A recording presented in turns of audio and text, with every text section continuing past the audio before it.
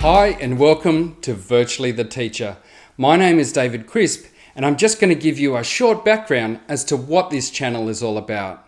5 years ago there was a move towards delivering education in a virtual environment, and then 2 years ago when the global pandemic hit, many teachers were just thrown in here, and that obviously came with a fair amount of fear around, well, how do I do this? I'm moving from a face-to-face delivery that I'm really comfortable with into a two-dimensional environment, and how do I keep students interested? I work in vocational education and training with teachers on student engagement and motivation, and I've learnt a heap in the last few years. So what we're going to do is provide a short 5-minute video each week with a tip or a trick that is going to help you enhance your delivery. Now, the first thing is your computer and equipment setup. So we're going to jump onto the desk and have a look. Right, now we're at the desk. Because we're in a two-dimensional sphere, we don't get those communication feedback loops and cues that we normally would when we're face-to-face with someone. But there are some things that we can do with our technology and our setup equipment that make sure we're still engaging with our students at that human level, and that is key. There are 3 key things to think about when you're setting up your technology and equipment. The first is functionality. We want things to work according to how we expect them to work. So if we're trying to share our screen with students, that we can click a certain button and yes, it works. That's kind of simple. The second thing we want to keep in mind is the level of student experience in virtual delivery. We want them to feel like we're in the room with them, and there's some things that we can do around that we'll look at in a minute.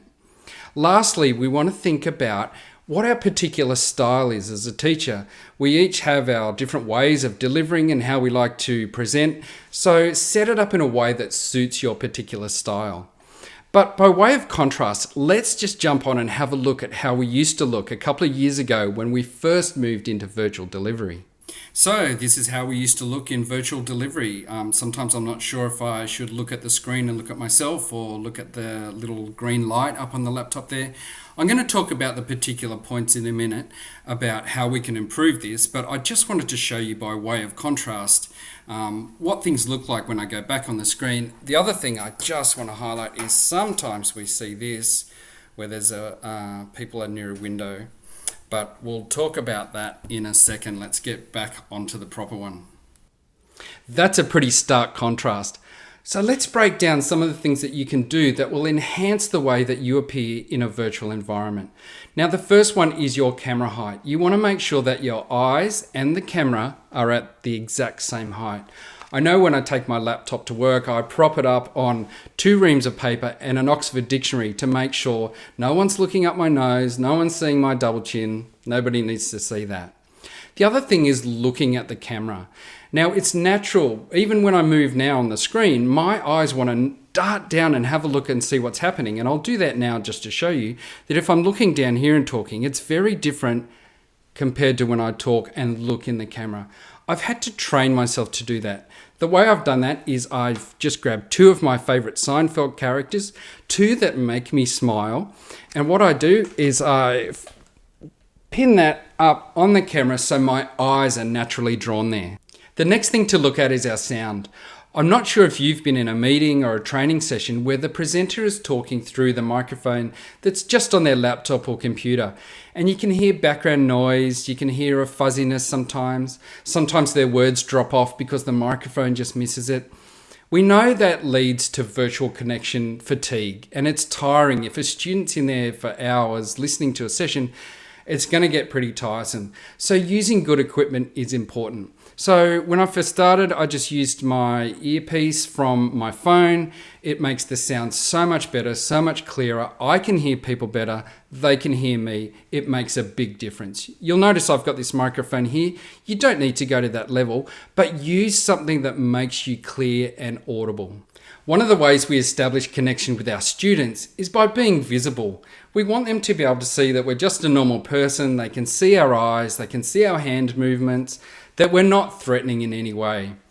When I had the laptop before, giving that example, you could see that the light was pretty hazy behind me, and then when I turned around, the natural light coming through the window, you couldn't even see my face.